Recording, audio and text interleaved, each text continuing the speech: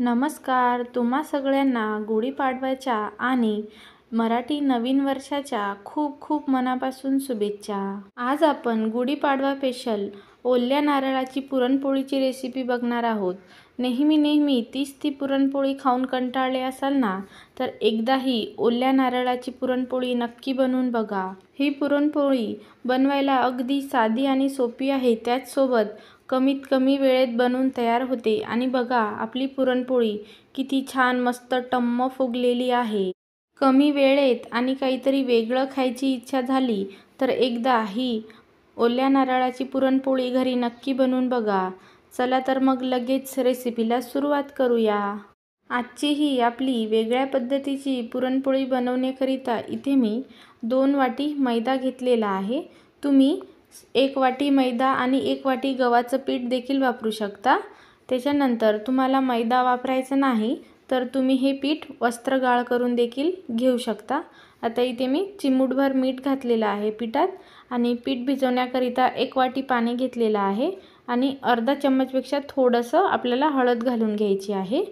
हळद असं पाण्यात मिक्स करून घातल्याने आपलं पीठ एकसारखं मळला जातो। आता आपण नेहमी पुरणपोळीसाठी जसं कणिक मळतो ना, सेम त्याच पद्धतीची आपल्याला कणिक मळून घ्यायची आहे। कणिक छान सॉफ्ट मळून घेतली ना तर आपली पुरणपोळी छान सॉफ्ट तयार होते, त्याचसोबत टम्म देखील फुगते। आता याच्यात हळद घालणं पूर्णपणे ऑप्शनल आहे, तुम्हाला नसेल आवडत तर तुम्ही स्किप केलं तरी चालेल। आता बघा आपली सॉफ्ट अशी कणिक मळून झालेली आहे।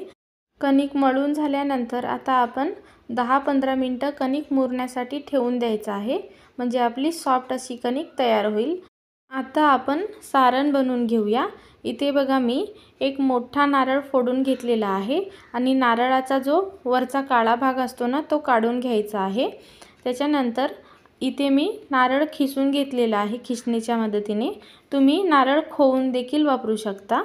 इथे मी साधारण बघा मी व्हिडिओमध्ये दाखवते ना, त्या वाट्याने 2 वाटी इतकं नारळाचं चव घेतलेलं आहे।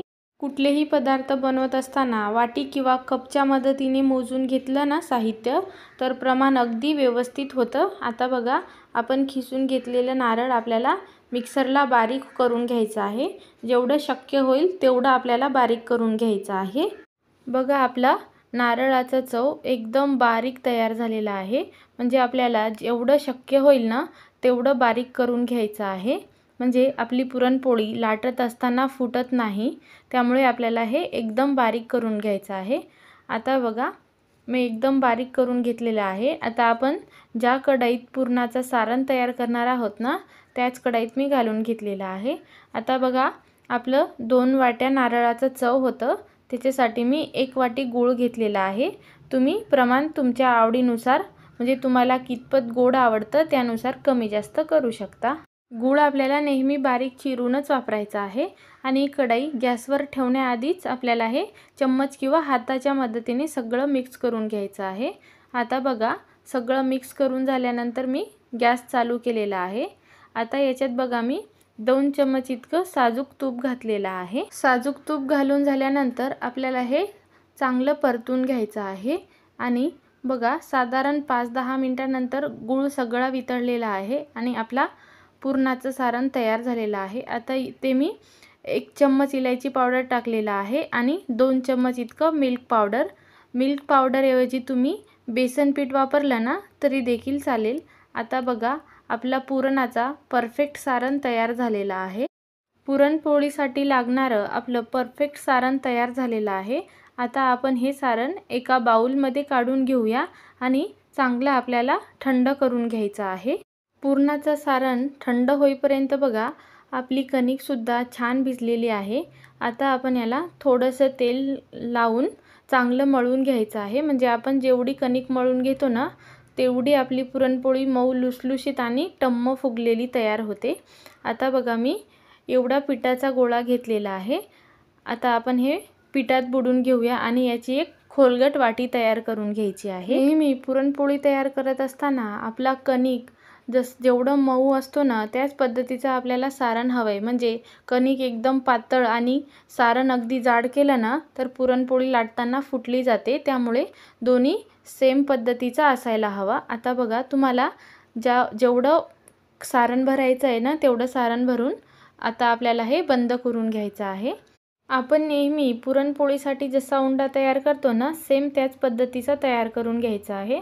आता बघा इथे मी सुक्या पिठात बुडून घेतलेला आहे आणि असं हाताच्या मदतीने थोडंसं मोठं करून घेतलं ना तर आपलं पुरण अगदी कडेपर्यंत पसरलं जातं। आता आपण पुरणपोळी दोन्ही कडेने चांगली अलटून पलटून मस्त पातळ लाटून घ्यायची आहे आणि बघा अगदी पातळ पुरणपोळी लाटून तयार झालेली आहे। पुरणपोळी भाजण्यासाठी इथे मी तूप लावून तवा आधीच गरम करून घेतलेला आहे। आता आपण लगेच पुरणपोळी तव्यावरती टाकून देऊया।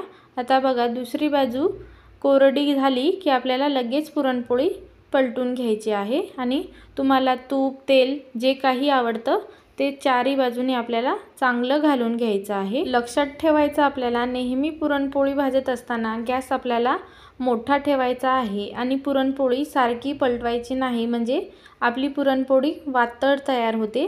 त्यामुळे बघा आपण एक साईड भाजली, आता दुसऱ्या साईडनी चांगली खरपूस भाजून घेऊया आणि बघा आपली टम्म फुगलेली मऊ लुसलुशीत ओल्या नारळाची पुरणपोळी तयार झालेली आहे आणि आपल्या पुरणपोळीला रंग बघा अगदी आपण हरभरा डाळीची पुरणपोळी तयार करतो ना सेम त्या पद्धतीची तयार झालेली आहे।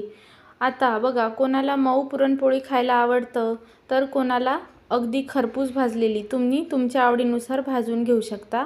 आता बघा तुम्हाला अजून एक पुरणपोळी सेम त्याच पद्धतीने भाजून दाखवते। जर तुम्हाला नेहमीची आपली हरभरा डाळीची पुरणपोळी करायला जमत नसेल तर एकदा ही ओल्या नारळाची पुरणपोळी घरी नक्की ट्राय करून बघा। कमीत कमी वेळात तयार होते, त्याचसोबत खायलासुद्धा अगदी छान लागते। त्याचसोबत एकदा बनवून आपण 8-10 दिवस ही पुरणपोळी आरामात खाऊ शकतो। आपली दुसरी पुरणपोळी बघा छान टम्म फुगलेली आहे। आता आपण अशाच पद्धतीने राहिलेल्या सगळ्या पुरणपोळी भाजून घेऊया। आपण घेतलेल्या साहित्यात साधारण मोठ्या आकाराचे 5-6 पुरणपोळी बनवून तयार होते। आता बघा आपली अगदी मऊसूत पुरणपोळी तयार झालेली आहे। येणाऱ्या गुढीपाडव्याला तुम्ही माझ्या या पद्धतीने ओल्या नारळाची पुरणपोळी मी सांगते म्हणून एकदा नक्की ट्राय करून बघा। तुम्ही एकदा खाल्ल्यानंतर या पुरणपोळीची चव विसरणार नाही। आता हातात तोडून बघा किंवा हातात आपण दाबून बघा, एकदम मऊसूत तयार झालेली आहे।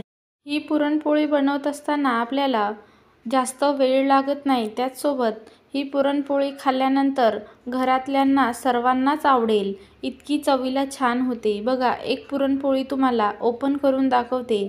सारण बघा अगदी कडेपर्यंत पसरलेला आहे। आपल्या चॅनलवरती याआधी मी पारंपरिक पद्धतीने पुरणपोळी कशी बनवायची त्याची रेसिपी देखील अपलोड केलेली आहे, ती सुद्धा तुम्ही नक्की बघा। आजची ही साधी सोपी पुरणपोळीची रेसिपी घरी नक्की ट्राय करून बघा आणि तुम्हाला रेसिपी कशी वाटली, त्याचसोबत तुमच्या घरच्यांनाही पुरणपोळी कशी वाटली कमेंट करून नक्की सांगा।